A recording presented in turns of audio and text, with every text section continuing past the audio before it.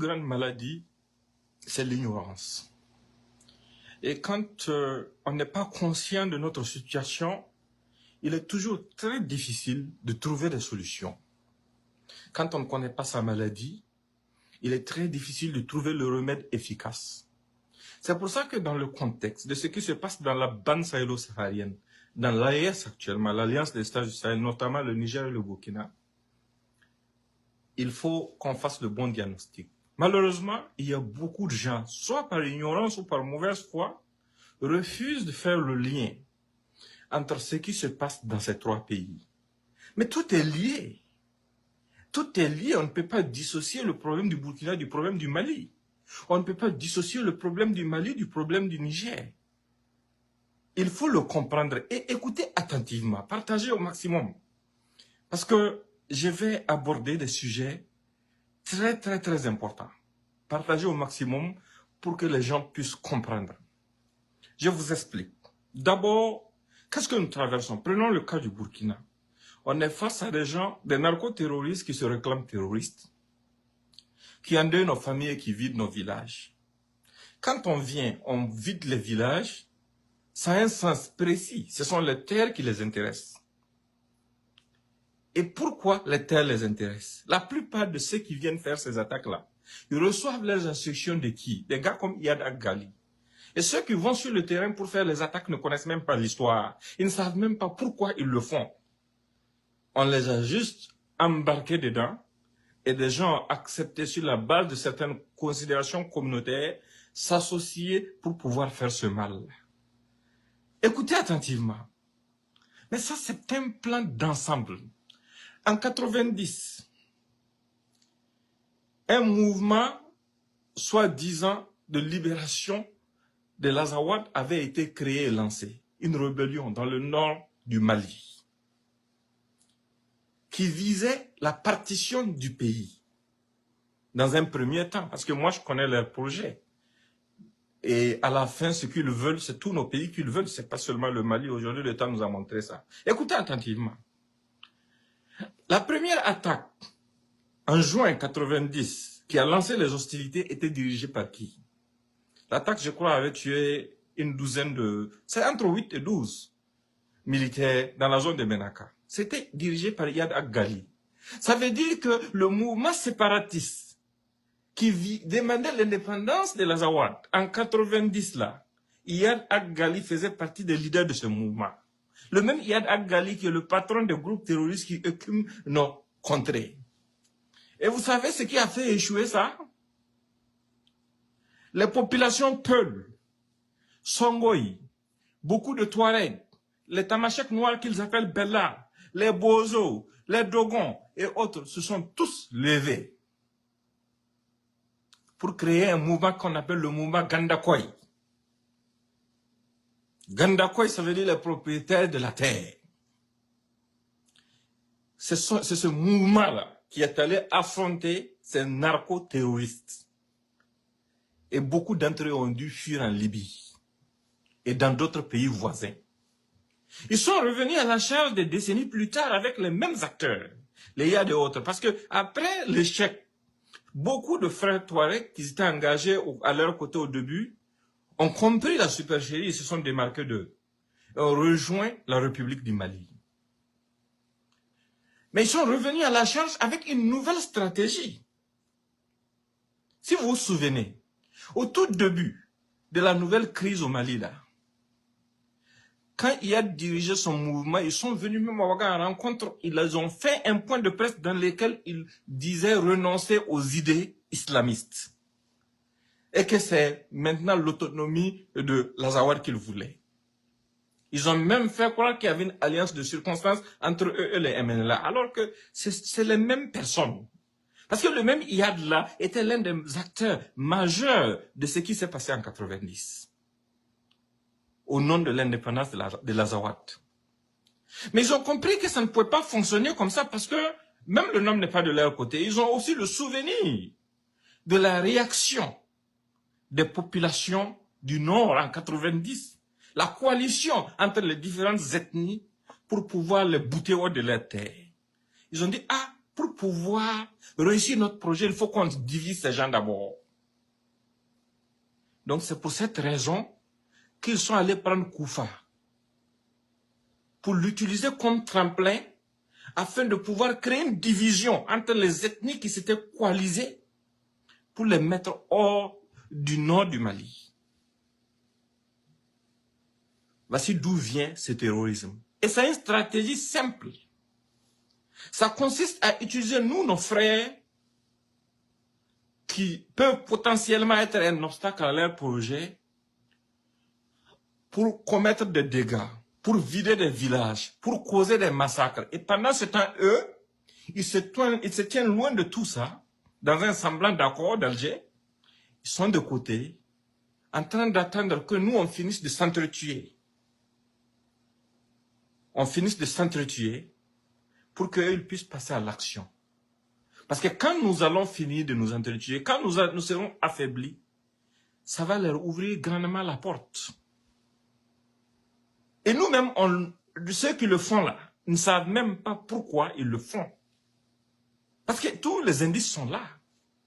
Jusqu'à réussir à monter le Peul contre le Sonrail. Le Sonrail contre le Tamashek. Monter le Touareg contre l'Arabe. Monter l'Arabe contre le Moussi.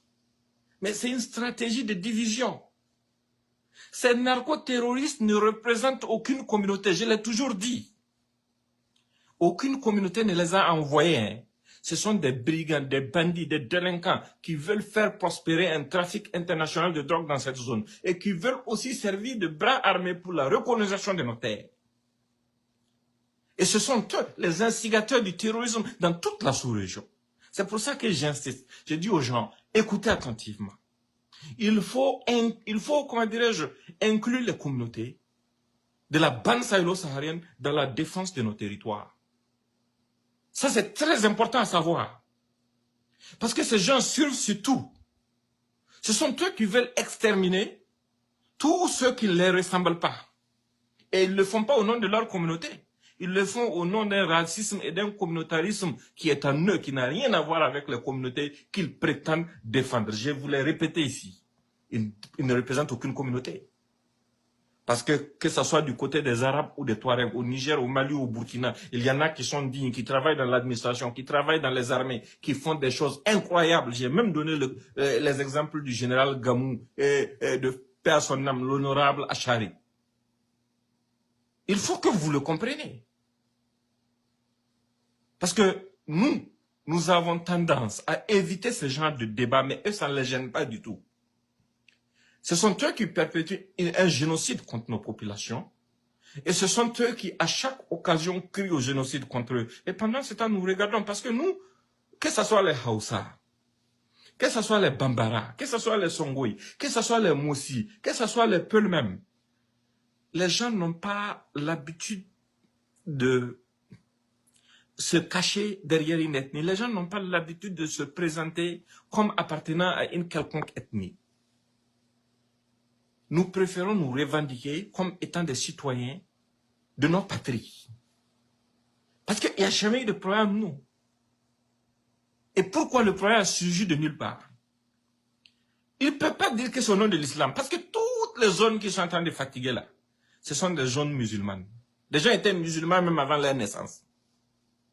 C'est un gros mensonge en faisant croire aux gens que c'est de l'islamisme. Parce que c'est pour islamiser les gens. Pour islamiser qui? Des gens qui ont été musulmans avant vous, vous allez les islamiser comment?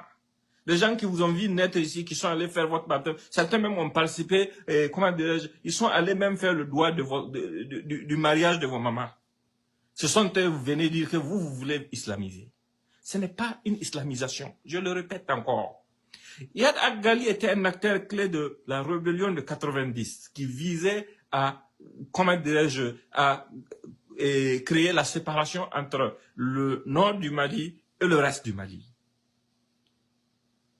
Ayant échoué à cette époque, parce que les communautés Peul, Songoï, Bozo, Tamashek Noir et Touareg, ainsi que Dogon et toutes les autres communautés se sont associées à travers le mouvement Gandakoy pour les bouter hors du nord du Mali.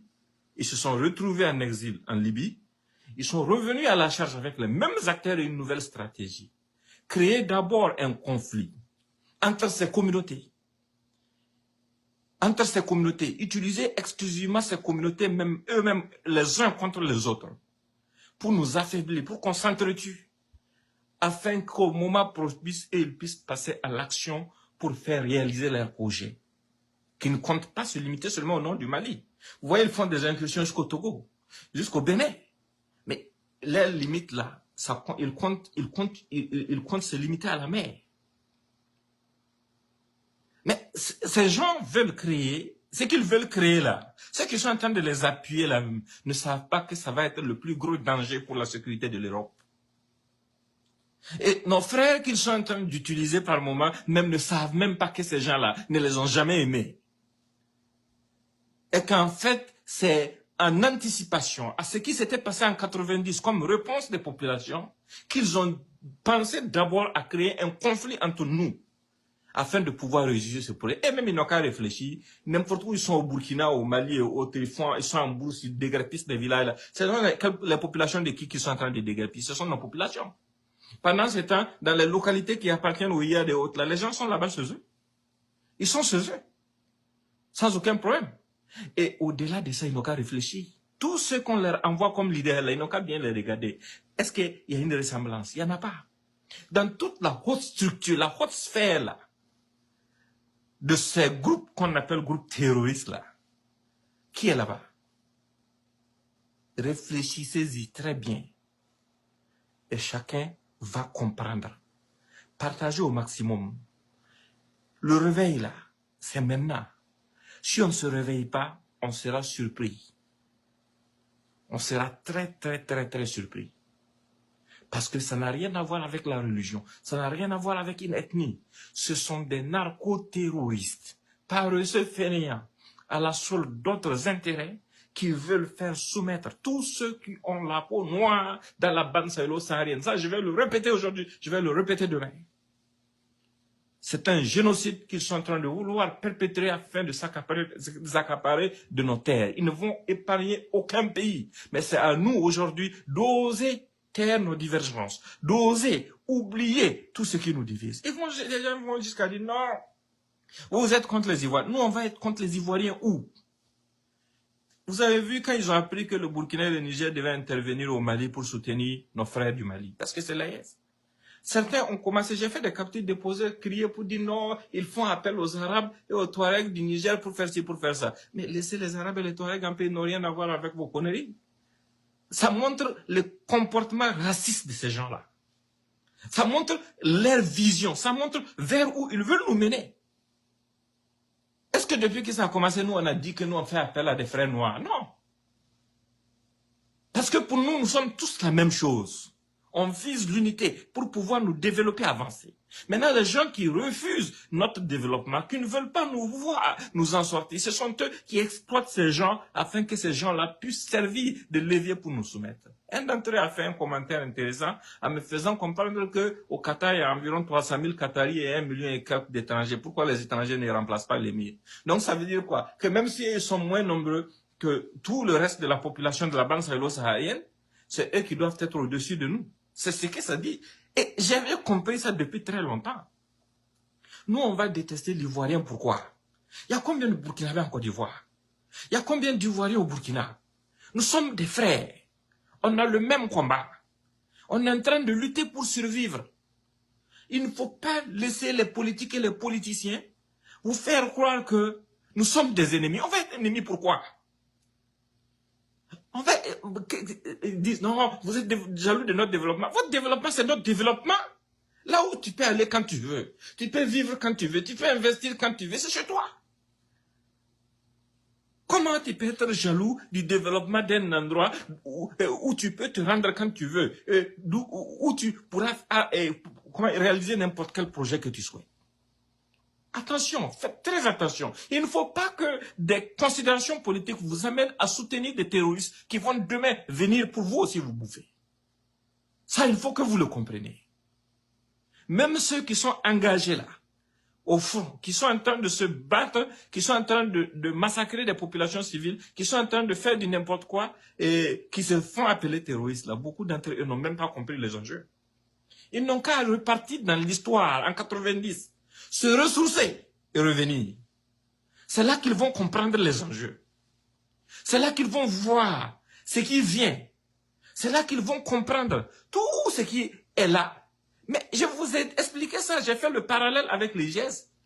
Quand ces gars-là ont monté leur plan, ils ont dit, bon, il y a une partie qui sera considérée comme un mouvement rebelle non islamiste et une partie qui va se réclamer islamiste, qui va être chargée de monter les ethnies noires de la zone là, les unes contre les autres.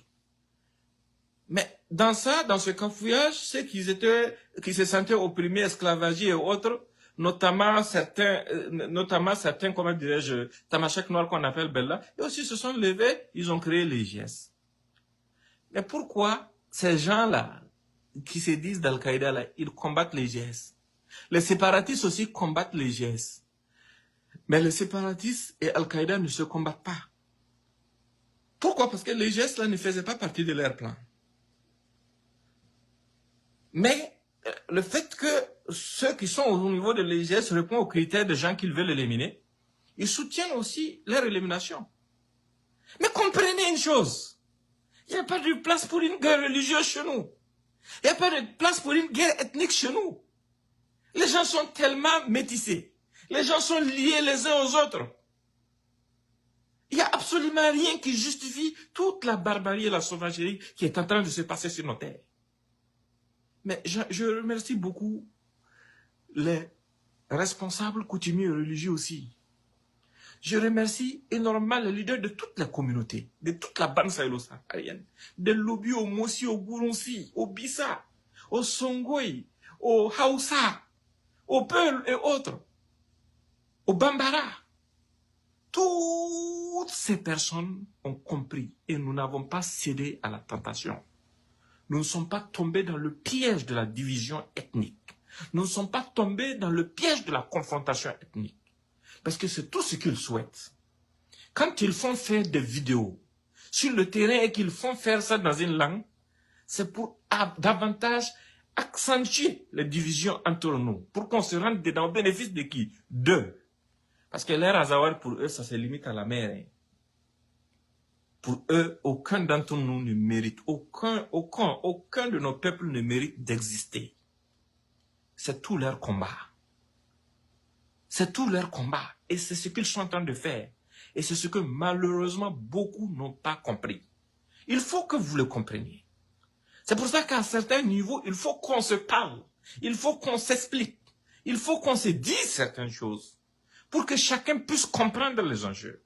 Et il faut que chacun aussi passe le message dans sa langue maternelle afin de sensibiliser. Parce que c'est le seul moyen pour nous de nous en sortir. Je compte sur chacun d'entre vous individuellement pour partager ce message. Portez-vous bien et bonne soirée.